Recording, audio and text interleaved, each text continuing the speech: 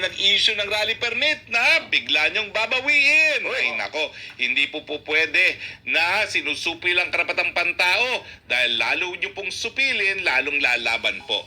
So sa mga nagtatanong, tuloy po ang maisog sa Dumaguete.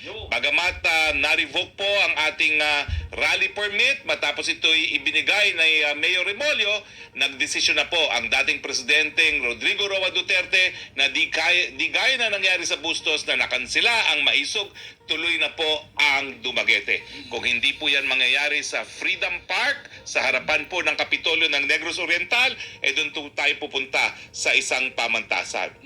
Pero mag-abang lang po tayo ng anunsyo dahil mamayang gabi masasapinal kung saan talaga tayo magtatagpo, no?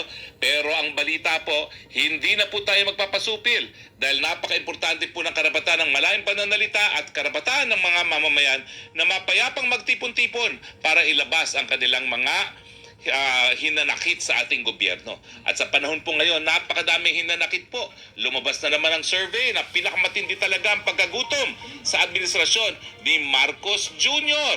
At lumalabas pa rin po sa latest survey na pinakamataas ang problema ng ating mga kababayan ay hindi po yung pinag-aagawang teritoryo, kung hindi ang mataas na presyo ng bilihin, kawalan ng trabaho at mababang mga sweldo.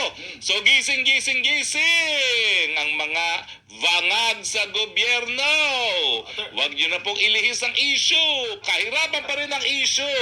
Hindi na po tayo titigil sa pagpuputak dito dahil 45 minutes po tayong napatahimik ng ating technical glitch. Kayo po, na-miss nyo ba kami ng 45 minutes? Yan, mga tanungan. Marami nagtatanong, anong nangyari?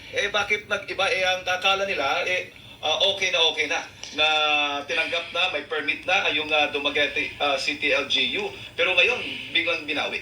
Well, ang city, ang chief of police ng city po ay sumulat kay Mayor Remolyo at ang sinabi, unang-una isa sa magsasalita yung Glenn Chong na maraming mga pula sa ating First Lady na sabi niya mukhang nag-i-incite daw to sedition. Paano mag-incite sa sedition? Hindi naman po public official ang ating First Lady. Wala naman po siyang mandato, wala naman po siyang opisina, no? Hindi po siya public officer, nagkataon lang asawa siya ng presidente.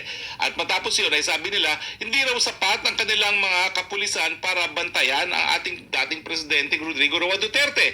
Yan po'y taliwas sa karapatang pantao na mapayapang magtipon-tipon para ilabas ang hinaing sa gobyerno dahil sangayon po sa desisyon sa isang kaso na ako mismo tumayong abogado para sa petitioners ng IBP versus City of Manila, ang tanging dahilan po para mapagbawal ang rally kung mayroong clear and present danger.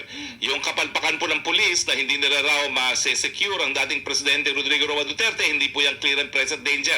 Kapalpakan po yan dahil dapat lahat ng pulis ay laging handa. At hindi naman po kinakailangan ng maraming proteksyon ng ating dating presidente dahil siya po ang pinakamahal na opisyalis ng ating bayan miski hindi na po siya presidente. Front runner pa nga para sa Senado kung bukas ang gagawin ng halalan, no? Magna-number 1 pa yan. So hindi po dahilan yan. Ang totoong dahilan, well, una-una po, no? Alam nyo ba ho na ang mayor dyan sa Ciudad Bayan ay kaklase ni First Lady Liza Araneta Marcos sa Ganon pala? kanilang law school, no? So siguro po may kinalaman yan. Kayo ba? Nagugulat pa ba kayo na may kinalaman yan? At pangalawa, siyempre, alam na naman natin ang pagigipit ng Malacanang. Baka hindi mo matanggap ang AIX, hindi mo matanggap ang TUPAD, hindi mo matanggap ang iba pang mga proyekto na galing sa national government kung hindi susunod sa kumpas. Pero alam niyo po, talagang hindi na magpapapigil. Dahil kapag tayo naman ay tatanggapin na lang ang kanilang panunupil, talaga pong mawawalang bisa ang ating mga karapatan. So nagdesisyon na po ang ating dating presidente Rodrigo Roa Duterte, organizers ng TAPS, Transparency, Accountability, Peace and Security, tuloy na tuloy po sa Dumaguete. Maski wala po tayo entablado, magtutuloy po tayo, maski megaphone lang ang gagamitin na magtutuloy tayo dahil nandun man po ang SMNI para i-cover din yan. Para kung wala man na tayong mga magagarang ilaw, wala tayong mga malalakas na sound system, maririnig nyo pa rin sa pamamagitan ng teknolohiya ng internet kung ano ang nangyayari dyan sa Maisog, sa Dumaguete, Bukas po yan, alas 5 ng hapon. Oo, wala nang makakasupil, makakapigil pa, attorney. At wala nang kinakailangang permit, di ba, kapag sinasagawa yung mga pagtitipon sa mga Freedom Park. Opo, at alam naman po natin na mga taga Dumaguete, kilala natin yan naninindigan para sa karapatang pantao. Noong panahon ni Marcos Sr., di sila nagpatinag. Bakit pa sila magpapatinag ngayong si Marcos Jr. ang nakaupo? Oo. Tuloy-tuloy po tayo. Oo. At inaasahan nating magsasalita, attorney, sino-sino ba? May bago ba? Ano ba yung mga bago ngayong aasahan ng ating mga kababayan? Well, nandyan pa rin po si Glenn Chong, nandyan pa rin to si Attorney Vic Rodriguez, nandyan pa rin yung abang lingkod, at syempre ang ating Mayor Baste Duterte at ang ating dating Pangulo, Rodrigo Roa Duterte. Siguro ang bago dyan ang mga sasabihin ng mga speaker.